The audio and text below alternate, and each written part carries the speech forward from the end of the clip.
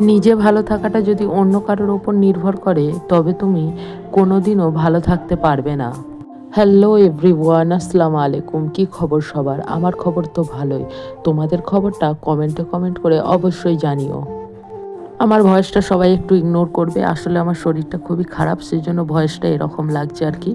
তো যাই হোক, এই ভিডিওটা দেখতে পাচ্ছ, এটা গত 3-4 দিন আগের ভিডিও। 4 দিন বললেই হয়। আমার ফোনে তো অনেক রকমই ভিডিও আছে, টাইম মতো এডিটও করা হয় না আর টাইম মতো ভিডিও আপলোডও দেওয়া হয় না। কি আর করার, একা একা সব কিছু সামলাতে হয়, সংসার, বাচ্চা, সব কিছু।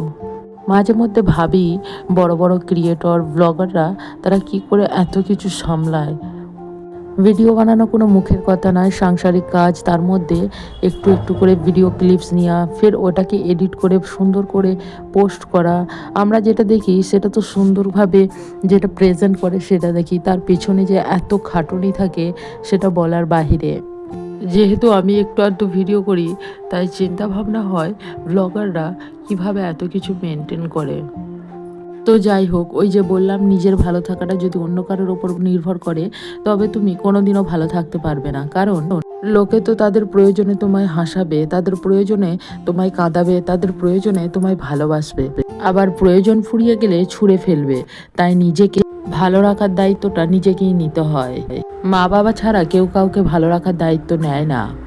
হয়তো অনেকে অনেক প্রতিশ্রুতি দেয়, কিন্তু একটা সময় পর তারা সব ভুলে যায়। আমি ভালো আছি কারণ আমি মনে করি আমাকে ভালো রাখার দায়িত্বটা সম্পূর্ণ আমার।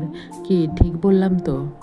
তো যাই হোক, সেদিন আমি রান্না করেছিলাম সব রকম সবজি দিয়ে, চিকেন, রুটি আর হচ্ছে করলা ভাজি। আমার ভিডিওটা যদি ভালো লেগে থাকে লাইক, কমেন্ট, শেয়ার, সাবস্ক্রাইব করে দিও। দেখা হচ্ছে পরের কোনো মিনি ব্লগে। এখনের মতো টাটা।